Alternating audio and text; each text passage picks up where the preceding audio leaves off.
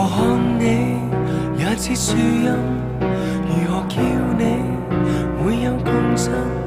靈魂化作法語日語，同樣也是靈魂。如何叫你最貼切合襯？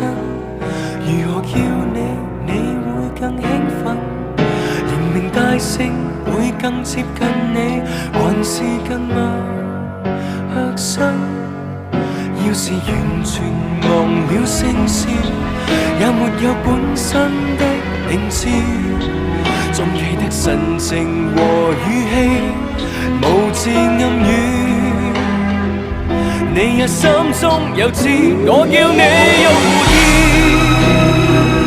你說這聲音可像你，戀生花也是你，風之沙也是你，怎稱呼也在這個世界。